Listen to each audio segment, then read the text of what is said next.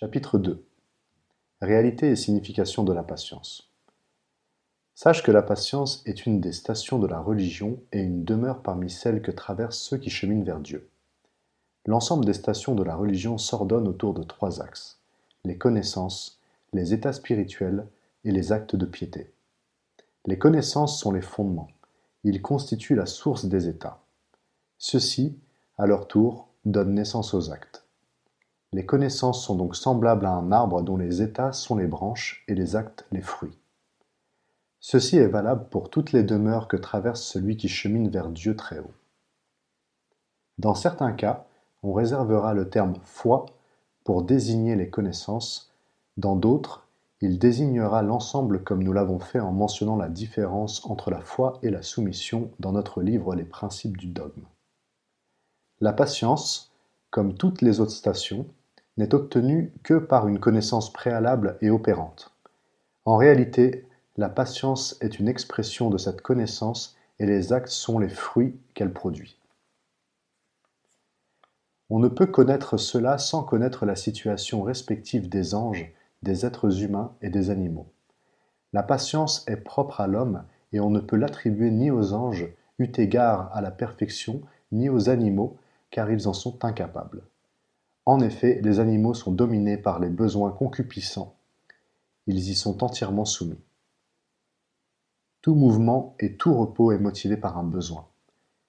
Ils n'ont pas la faculté d'y opposer une résistance. Si cette résistance était ferme, elle serait nommée patience. Les anges, sur eux la paix, ne possèdent que le désir ardent, de la présence seigneuriale et l'allégresse de la proximité divine. Aucun désir ne vient les en détourner. Ils n'ont donc pas besoin d'une force qui éloignerait ce qui détourne de la présence de majesté. Quant aux hommes, ils naissent imparfaits, comme les animaux, et n'ont, dans un premier temps, que l'appétit qui les pousse à se nourrir. Puis apparaît l'envie de jouer, de s'embellir et enfin le désir sexuel. Les enfants n'ont absolument aucune patience. Cette dernière étant ici la faculté d'opposer une force à une autre, afin de lui résister. Or, chez l'enfant, la seule force présente est celle de l'envie, comme chez les animaux. Mais Dieu très haut, par sa grâce et la largesse de sa générosité, a honoré les fils d'Adam et les a élevés au-dessus de ces derniers. À chaque homme, il a assigné deux anges. Le premier le guide et le second le renforce. La connaissance apportée par les deux anges distingue l'être humain de l'animal. Dès lors, l'homme possède deux qualités spécifiques. La première est la connaissance de Dieu très haut, de l'envoyé et de la manière d'aboutir aux issues heureuses. Tout cela arrive par le biais de l'ange chargé de la connaissance. Quant aux animaux, ils ne possèdent ni connaissance ni guidée qui les amènerait aux issues heureuses. Ils ne savent qu'assouvir leurs besoins immédiats. Voilà pourquoi ils ne recherchent que l'agréable, le remède profitable, mais éventuellement désagréable sur le coup, n'est pas apprécié chez eux. Par la lumière de la guidée, l'homme sait que suivre ses désirs concupiscents amène à des conséquences fâcheuses. Cependant, cette guidée n'est pas suffisante car l'homme n'a pas le pouvoir par lui-même de se séparer de ce qui lui est nuisible. Combien de méfaits atteignent l'homme, telle la maladie, sans qu'il ait la possibilité de les repousser. Il a donc besoin d'un pouvoir et d'une force qui l'aideront à vaincre ses désirs. Il luttera contre eux grâce à cette force afin de vaincre leur hostilité. À cette fin, Dieu très haut lui a assigné deux anges qui le renforcent et l'assistent par des armées invisibles. Elles sont chargées de combattre les forces liées aux désirs concupiscents qui peuvent diminuer ou se renforcer. Cela dépend de l'assistance que Dieu accorde à son serviteur. De la même façon, la guidée est différente chez chacun et reste indéterminable. La qualité qui distingue l'homme de l'animal et qui consiste à réfréner et dompter les désirs concupiscents sera appelée élan religieux, et la tendance qui consiste à rechercher ces désirs et à se plier à leurs exigences sera appelée élan passionnel. Il y a ainsi lutte entre ces deux élans. Le siège de cette bataille est le cœur du serviteur. Le renfort de l'élan religieux provient des anges, qui sont les auxiliaires de Dieu très haut dans cette guerre, et celui de l'élan passionnel provient des démons qui sont les auxiliaires des ennemis de Dieu. La patience désigne la ferme constance de l'élan religieux face à l'élan passionnel. Si le serviteur est ferme dans l'opposition aux désirs concupiscents jusqu'à pouvoir les dompter, il vaincra pour le parti de Dieu et sera au nombre des patients. Mais s'il abandonne la lutte et s'affaiblit au point d'être vaincu par la force des désirs sans faire preuve de patience en les repoussant, il sera au nombre de ceux qui suivent les démons. Ainsi donc, l'état spirituel qui amène à abandonner les actes concupiscents se nomme patience. Cet état représente l'affirmation de l'élan religieux dans son opposition à l'élan passionnel. L'affermissement de l'élan religieux est l'état spirituel qui naît de la connaissance de l'hostilité des désirs concupiscents et de leur opposition aux causes du bonheur dans ce monde et dans l'au-delà. Si la certitude ou connaissance nommée foi que les désirs concupiscents sont des ennemis placés en travers du chemin vers Dieu se renforce, l'élan religieux se raffermira. C'est alors que l'opposition à ces désirs deviendra parfaite. Ainsi, l'abandon des désirs concupiscents n'est possible que par la force de l'élan religieux dans son opposition à l'élan passionnel. La connaissance et la foi mettent en évidence les conséquences malheureuses de ces désirs. Les deux anges dont nous avons parlé sont assignés à chaque être humain. Si tu sais que le degré de l'ange chargé de la guider est plus élevé que celui de l'ange chargé de renforcer, il ne t'échappe pas que le côté droit, étant le plus noble des deux côtés, est occupé par le premier.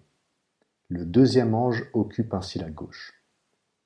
Le serviteur connaît deux situations, l'insouciance et l'attention ou encore l'abandon et la lutte.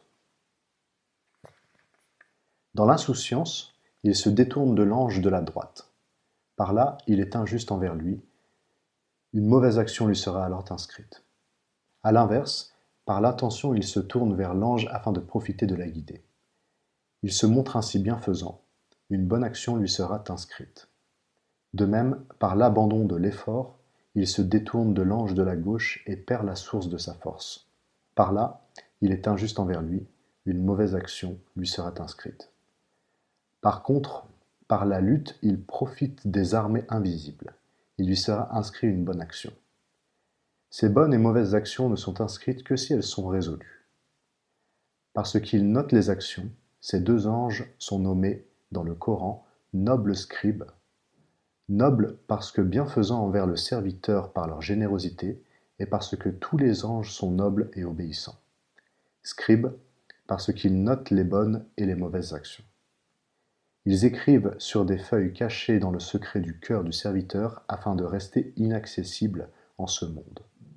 Les anges, leurs écritures, leurs graphies et leurs feuillets et tout ce qui les concerne révèlent du monde du mystère et du royaume céleste et non du monde sensible.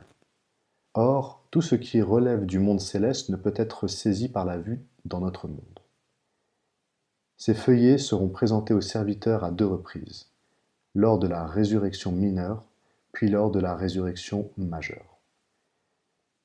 J'entends par résurrection mineure la mort, car le prophète sallallahu alayhi wa sallam a dit « Celui qui meurt vit alors sa résurrection. Dans cette résurrection, le serviteur est seul. C'est d'elle qu'il fut dit « Vous êtes venus à nous seuls comme lors de la première création. » Ou encore « Ton âme suffit en ce jour pour te juger. » Mais lors de la grande résurrection qui rassemblera toutes les créatures, le serviteur ne sera pas seul. Il sera de toute évidence jugé avec une assemblée d'autres créatures, car les pieux seront amenés au paradis par groupe, et les malfaisants seront jetés en enfer par groupe aussi. La première frayeur sera donc celle de la résurrection mineure, et il s'y trouve un équivalent de chaque frayeur de la résurrection majeure. C'est le cas, par exemple, pour le tremblement de terre, parce que ta terre individuelle, c'est-à-dire le corps, tremble lors de la mort. Comme tu le sais, lorsqu'un tremblement de terre atteint une contrée, il est légitime de dire que la terre de ses habitants a tremblé même si les contrées aux alentours n'ont pas été touchées. Mais si la demeure d'un individu tremble, on peut dire qu'un tremblement s'est vraiment produit. En effet, l'individu n'est sinistré lors d'un tremblement de terre que parce que sa demeure a été atteinte et non parce que la demeure d'un autre l'a été. Sache encore que tu es terrien, créé à partir de terre. Cependant, la seule partie de cette terre dont tu es dépendant est ton corps. Le corps des autres ne te concerne pas directement. La terre sur laquelle tu reposes est pour toi une situation et un espace. Or, ce que tu crains lors d'un tremblement, c'est que cet espace en soit atteint. J'en veux pour preuve l'air qui est constamment en mouvement et que tu ne crains pas dès lors que ton corps n'est pas affecté. Ainsi, si la terre entière tremblait, tu n'en serais touché que si ton corps l'était. Ton corps est donc ta terre personnelle, tes os sont tes montagnes, ta tête est le ciel de ton corps, ton cœur en est le soleil, ton ouïe, ta vue et l'ensemble de tes facultés sont les étoiles de ton ciel, ce qui coule dans tes veines est la mer de ton corps, tes poils en sont les plantes, tes membres les arbres, etc. Il en est ainsi pour l'ensemble de tes organes. Lorsque les éléments de ton corps se disloquent par la mort, alors la terre sera secouée par son tremblement. Lorsque la chair se séparera des os, la terre et la montagne seront soulevées puis tassées d'un seul coup. Lorsque les eaux deviendront poussière, les montagnes seront pulvérisées. Lorsque ton cœur s'assombrira au moment de la mort, le soleil sera obscurci. Lorsque ton ouïe, ta vue et l'ensemble de tes sens deviendront inaptes, les étoiles seront devenues ternes. Lorsque ton cerveau se sectionnera, le ciel se déchirera. Lorsque tes veines supérieures éclateront par la frayeur de la mort, les mers laisseront gronder leurs os. Lorsque tes jambes, qui servent à te déplacer, seront frappées l'une contre l'autre, les chamelles à terme seront négligées. Lorsque l'esprit quittera le corps, la terre sera nivelée après avoir porté, elle rejettera ce qui est en son sein jusqu'à se vider. Sans m'appesantir sur les analogies des états et des frayeurs, je dirai ceci. Par le dépouillement de la mort s'accomplit pour toi la résurrection mineure. Tu n'échapperas à rien de ce qui te concerne dans la résurrection majeure. Quant à ce qui concerne les autres, à quoi te sert de savoir que perdurent les astres si tu perds les sens par lesquels tu les percevais? L'aveugle ne fait pas de distinction entre le jour et la nuit, ni entre l'éclipse de soleil et son rayonnement, car pour lui il est perpétuellement éclipsé. Dès lors son rayonnement ne concernera que les autres. De même, celui dont la tête se disloque verra son ciel se déchirer puisque ce dernier n'est qu'une manière de désigner la direction verticale qui est celle de la tête. Celui qui n'a pas de tête n'a pas de ciel.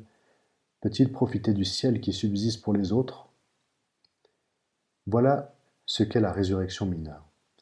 D'autres peurs et d'autres frayeurs attendent ensuite le serviteur.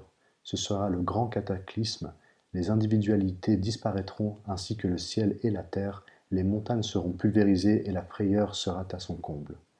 Même en y passant beaucoup de temps, on ne pourrait décrire 1/100 de la résurrection mineure. Sache que la résurrection majeure est à la mineure ce que la grande naissance est à la petite. En effet, l'homme naît 2 fois.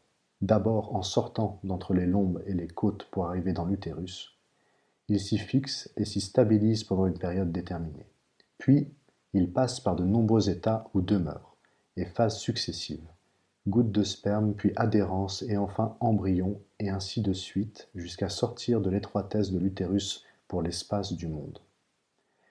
L'universalité de la résurrection majeure est au particularisme de la résurrection mineure de ce que l'espace du monde est à celui de l'utérus. L'espace dans lequel entre le serviteur à la mort est à l'espace de ce monde ce que celui-ci est à l'espace utérin. Il est même, en réalité, plus vaste, plus immense. Compare donc cette vie avec celle de l'au-delà. La durée entre la création et la résurrection est aussi courte qu'une inspiration d'air, et la deuxième naissance est dépendante de la première. Cependant, il n'y a pas que 2 naissances, elles sont innombrables comme l'indique la parole de Dieu. Nous vous ferons renaître dans un état que vous ignorez.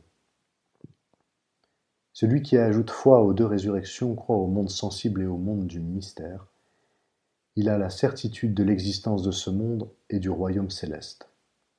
Celui qui ne croit qu'en la résurrection mineure a un œil borgne et ne voit qu'un seul monde. Voilà l'ignorance et l'égarement. Voilà ceux qui suivent les démons borgnes. Mon pauvre, et nous sommes tous pauvres, comme ton insouciance est grande alors que t'attendent ces frayeurs. Si tu ne crois pas en la résurrection majeure par ignorance et égarement, la résurrection mineure ne te suffit-elle pas? N'as-tu jamais entendu la parole du maître des prophètes alayhi salatu wassalam, la mort suffit comme exhortation. N'as-tu jamais entendu parler de sa souffrance au moment de la mort lorsqu'il dit « Ô mon Dieu, allège pour Mohammed la douleur de la mort ». N'as-tu pas honte de trouver la mort lente à venir comme les crapules dans leur insouciance? Ils n'attendent qu'un seul cri qui les saisira tandis qu'ils seront en pleine dispute. Ils ne pourront ni faire leur testament, ni retourner auprès des leurs. La maladie vient les avertir de la mort prochaine, mais cela ne les fait pas changer de chemin. La vieillesse vient à eux comme une messagère de la mort, mais ils n'en tirent pas leçon. Quelle affliction pour les serviteurs! Aucun messager ne vient à eux sans qu'il ne se moque de lui. Se croient-ils donc éternels en ce monde? Ne voient-ils pas combien de générations nous avons fait périr avant eux? Elles ne reviendront plus à eux. Pensent-ils que les morts s'en sont allés et qu'ils ne sont plus? Non. En vérité, tous ensemble, ils comparaîtront devant nous. Mais malheureusement, nul signe parmi les signes de leur Seigneur ne leur parvint sans qu'ils ne s'en détournent. Il en est ainsi parce que nous avons placé une barrière devant eux et une autre derrière eux. Nous les avons recouverts d'un voile. Ils ne voient plus rien. Il importe peu que tu les avertisses ou que tu ne les avertisses pas, ils ne croiront pas. Mais revenons à notre sujet. Ces remarques concernent en fait des réalités qui dépassent le domaine des sciences qui traitent du comportement, nous dirons donc. Il est clair que la patience est une expression désignant l'affermissement de l'élan religieux dans son opposition à l'élan passionnel. Cette opposition est propre aux êtres humains. À cet effet, deux nobles scribes s'occupent de chacun d'entre eux. Ces derniers n'inscrivent rien pour les enfants et ceux qui ont perdu la raison, puisque, comme nous l'avons dit, la bonne action consiste à faire son profit de l'influence bienfaisante des deux anges et la mauvaise action à s'en détourner. Or, les enfants et les fous n'ont pas la possibilité d'en faire leur profit. On ne peut leur attribuer ni acceptation ni rejet. Bien évidemment, les deux anges n'inscrivent que l'acceptation et le rejet de ceux qui en sont capables en toute connaissance de cause. Sans aucun doute possible, les principes de la lumière de la guidée apparaissent dès l'âge du discernement. Cette lumière se développe progressivement jusqu'à la puberté, tout comme grandissent les rayons du soleil depuis son lever jusqu'à l'apparition du disque solaire. Cependant, cette guidée est limitée. Elle n'indique pas ce que sont les causes du malheur dans la vie de l'au-delà, mais seulement celles liées à ce monde. Voilà pourquoi on frappe l'enfant à l'âge du discernement s'il abandonne complètement la prière, alors qu'il n'en sera pas puni dans l'au-delà, et que cela ne sera pas inscrit dans ses feuillets. Ce doit être fait avec un souci de probité, en cherchant à être un bon tuteur, attentif au devenir de l'enfant. Si le tuteur fait partie des gens pieux qui agissent à la manière des nobles scribes, il écrira dans le cœur de l'enfant ce qui est faute et ce qui est bonne action, afin que cela soit mémorisé. Il lui fera comprendre tout cela et le battra s'il pêche. Tout tuteur qui se comporte ainsi a hérité du comportement des anges et en fait profiter l'enfant. Par là, ce tuteur obtiendra la proximité du Seigneur des mondes, à l'image des anges. Il sera alors avec les prophètes, les rapprochés, les véridiques, conformément à la parole du prophète, alayhi salatu wassalam, celui qui éduque un orphelin et moi sont comme ces deux-ci au paradis. En disant cela, il a montré ses deux nobles doigts joints.